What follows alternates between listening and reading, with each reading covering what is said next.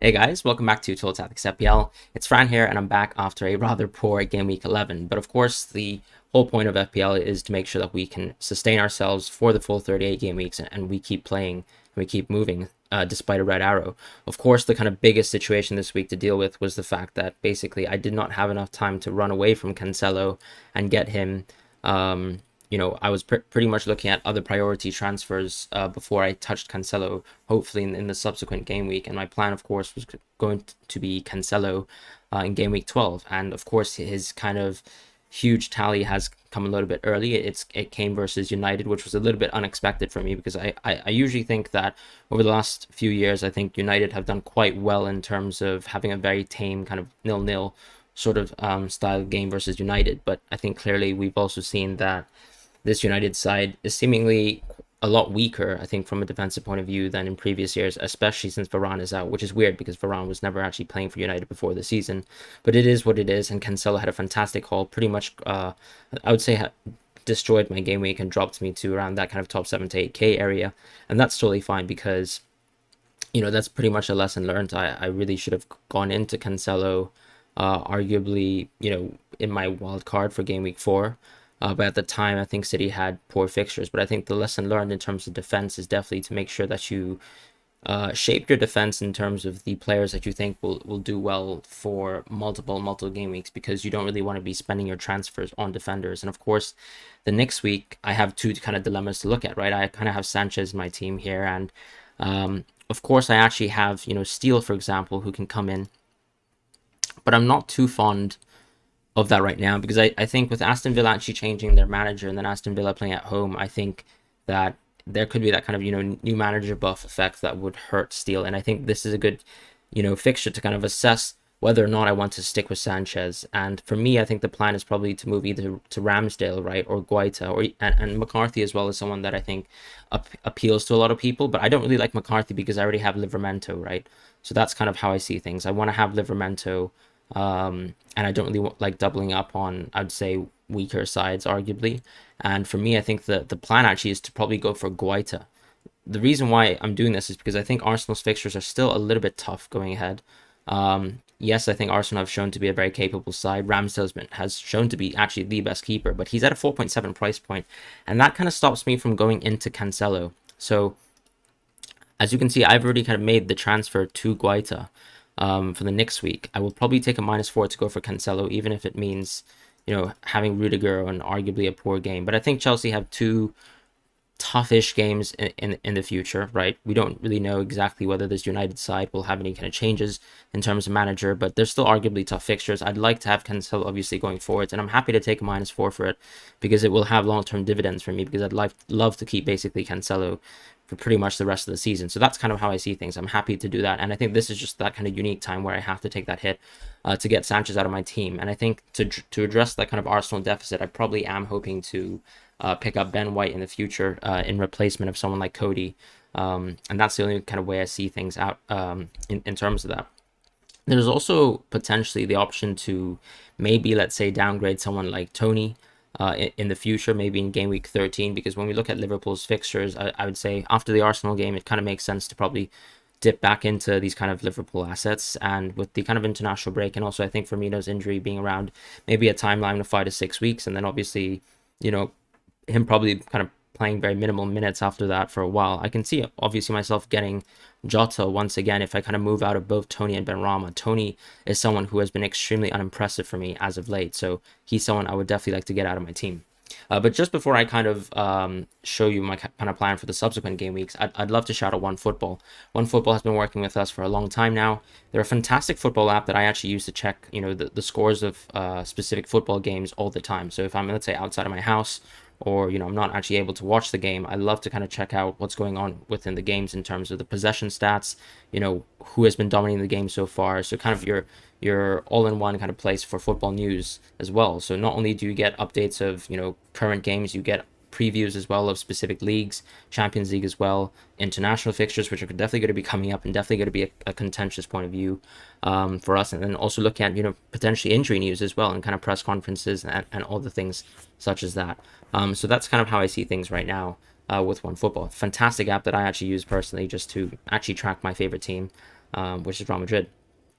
But just going back to the video, yeah, as I said, so my general plan is probably to take Rudiger out for Cancelo, and that probably, moves me into a back three that can kind of rotate with being a back four. West Ham have arguably a nice game versus Wolves, which might kind of prompt me to play someone like Benrahma. But I think with Cancelo back in, I actually have the ability to once again play this 4-3-3, and then once again stick with Benrahma on the bench for now. I think Kane has a good game. Foden has a good game.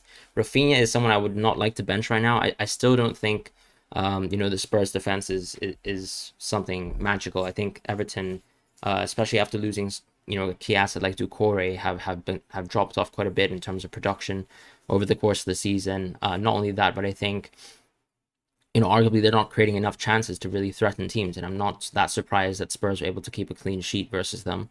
And for that reason, I'm probably quite tempted to still go for Rafinha, who can still attack Reguilon, I think. And we saw, for example, today that Reguilon was someone who's dropped a little bit early. Emerson actually seemed to be the one who's actually more preferred, I think, to actually stay on the field. So that could be an interesting kind of point of view and kind of a way to look at Spurs in the future. Maybe Emerson's an interesting defensive transfer for any of you guys actually considering, one of Conte's kind of defensive men who can contribute a lot as a fullback, similar to how Chilwell, Reece James, and Cancelo and Trent do. So that's a kind of interesting thing for the future. But I think for now, I clearly have a gap in my squad, and that's a Cancelo-sized hole. So I think I'm definitely going to get him in my team. The -4 is something I'm prepared to take. I'm ready to kind of take a step back once again and probably have another poor game week so that I can actually move ahead for the future, right? Because that would actually make the most sense for me, for my team. I think Rafinha right now is playing in such world-class form that I'm happy to keep him after the Tottenham game, because after the Tottenham game, we still have what I would say are rather decent fixtures before I probably move out of him in Chelsea. Because if I can reach the Brentford game, which, considering the Brentford form right now, is definitely going to be a good fixture, right? So that's kind of how I see things. From my point of view, I can probably move out of Rafinha around that time. Whether I also maybe make a move out of Foden if he's not being as productive as anticipated is interesting. But I think the thing is, Foden looks so appealing, to hold until basically that kind of 18 period. So I think Foden is a keeper in my team. I think another kind of gap in my team is definitely going to be Jota. I think I have Kane, which kind of holds me quite well versus some Son owners, which is quite nice, I think, in my opinion. But definitely Jota is someone that I'm slightly worried about.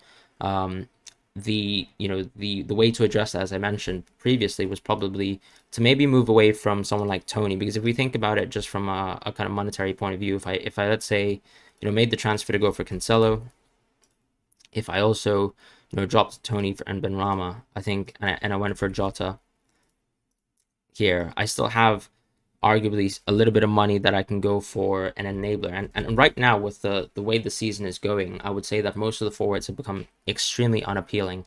And if I go for, let's say, a 5.0 striker or a 4.5 striker and just pretty much play with what I aim to be a back four, then I think that could be the way to play the season out. Whether it's filling the team out with someone like Emerson instead of going for the Ben White plan, or actually just playing Livramento because he's been so solid as arguably most people's fourth defender. I think there's definitely an availability for me to actually kind of stick within the structure, and then I can have and enjoy Jota, because with the Firmino injury and then also probably the effects of the AFCON, Liverpool will actually lose a lot of their key kind of parts of their strike force. So the question at that point would be whether Jota is actually worth it, even though he's starting all the games, if he actually loses the production from kind of Salah, who has been actually quite a big assistive piece in terms of statistics, and also Mane as well in terms of creating a threat and away from defenders. So that is going to be an interesting question. But I think Jota is going to be another kind of hole in my team that I'm looking to kind of cover,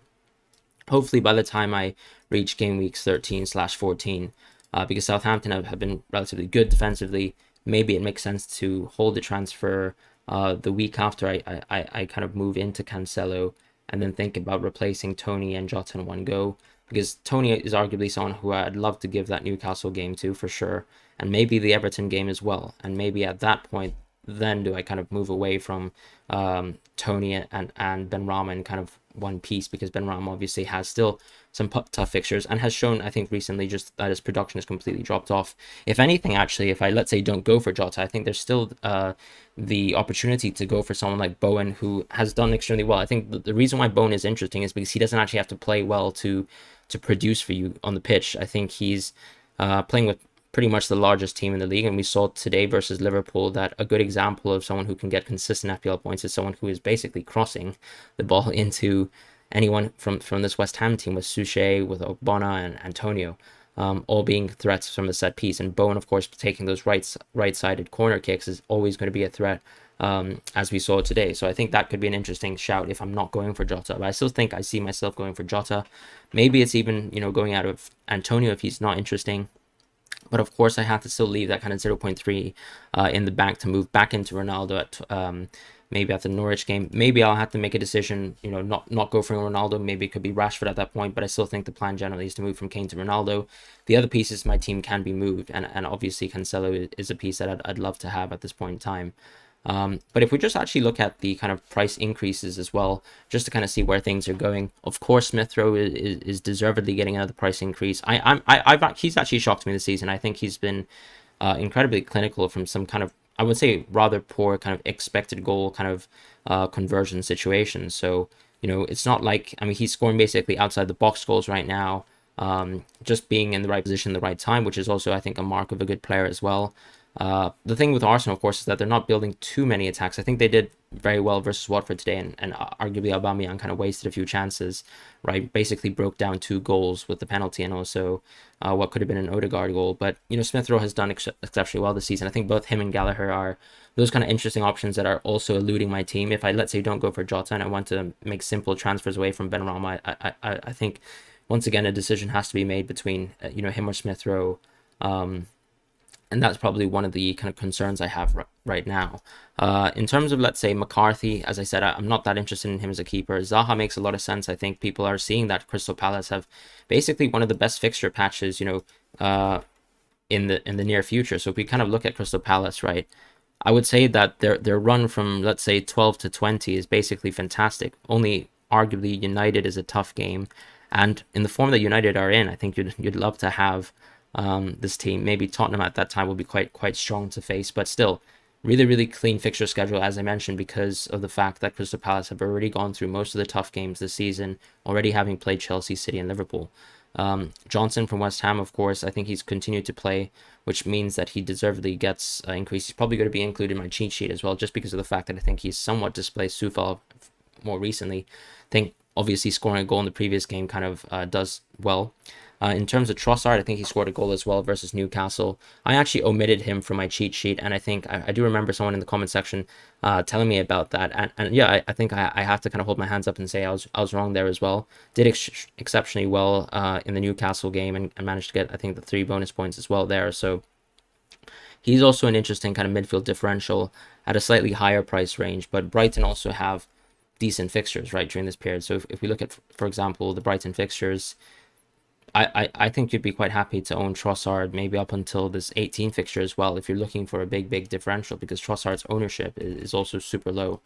But for me, I think, given the fact that what we've seen from the fullbacks is that they're producing so much, so players like Cancelo, Chilwell, they're so consistent, and Trent as well, that I think that is the more kind of priority play for me, as opposed to going for one of these kind of really high performing midfielders that I can probably move the week after, right? I think it's more pressing for me to go for Cancelo, just because of what we've seen from him lately, not only just in the Premier League, but also when we saw him in the Champions League, 3 assists and also potentially a goal in that game. If you watch that game as well versus Club Brugge, just shows you how devastating he can be compared to some of the other assets who are playing for mid-table teams and probably creating less chances overall.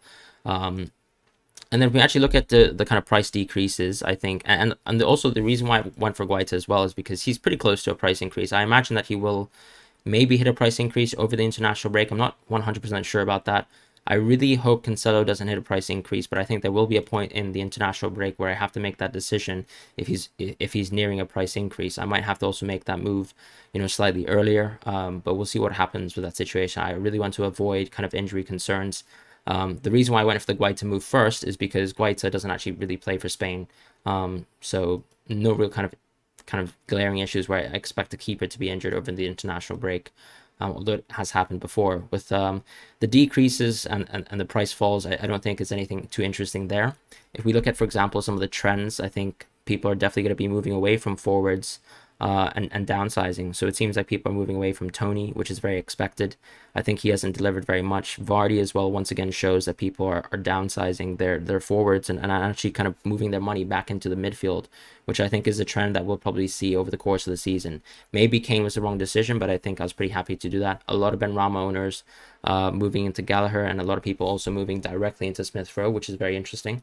I think that makes a lot of sense. Rafinha as well has done exceptionally well, so kind of interesting to see that he's close to price rise. I still think a lot of managers made a mistake, 2 weeks ago, I think, when they were about to drop Rafinha, when he had decent fixtures, like the Norwich game, for example. But we'll see what happens there. In terms of defenders, I'm sure people are just consolidating more towards James. A lot of people with Piliquet and Alonso have already gone straight to James if they hadn't already. And then, of course, Cancelo becomes an extremely appealing option, as well as I think a lot of people kind of moving away from players like Diaz to Livramento and things like that, and so on and so forth, with the goalkeepers as well, just being people moving away from Sanchez, mostly going to Foster and Ramsdale. That's pretty interesting for me, because I think, Ramsdale, of course, is, I think, the best option. But I think for me, as you can see, I'm kind of tied to the fact that I need to go for Cancelo, which I'm happy to have Cancelo. I mean, I think he's more of a priority for me than going for Ramsdale or for Guaita. And I think Guaita is someone who I like because I wanted to go for Mitchell, right, at one point in time in the season. Or at least I was talking about him in terms of my cheat sheet being an interesting option, especially with the Crystal Palace games being so smooth. And for that reason, I think I've definitely gone for Guaita, and I'm pretty happy with him. So it's going to be just watching the Cancelo move. I think over the international break as well, you have to kind of factor in the impacts of wildcards. So that's definitely going to be something I'm looking at as well. Potential wildcards for a lot of managers who've actually been extremely conservative and held their wildcard until this point, because there are not going to be many international breaks in the near future, right? This is going to be the last one for a while, and arguably this wild card can be quite a strong one because you already have enough information over most of the assets in the season to actually go into a lot of players. Of course, you would have arguably missed out on quite a few price rises in the past, but that's totally fine because we can still see so many like high value budget picks such as Smith Rowe, such as Gallagher. Like, even if you didn't get these players at their 5.2 price or their 5.5 price, they're still at fantastic prices, in my opinion, considering the kind of hauls that they're getting and how comparatively better they are to someone like Benrahma, who's still stuck in my team, for example. So that's pretty much my general kind of thoughts overall. A little bit of a long drawn out video because I think I had to take some time to think about how poor the game week was and how to reassess and how to move on from here. There was obviously a point in the season where I think I went back down to, I think, top 40k and kind of made a great move up to top 2k. But we'll see what happens. And I think overall, we still have many game weeks to go. I hope you guys had a wonderful week. A lot of you guys on the stream as well, I think, we're asking about bench boosting as well and things like that. I hope that really went well. I want to shout out FPL Focal as well, who I believe is second in the world. What a crazy rank that is. So congratulations to him on such a fantastic kind of FPL run so far. And he makes fantastic videos, so please check him out. But for the rest of you guys, I hope you guys have a wonderful week ahead, and I'll see you guys very shortly.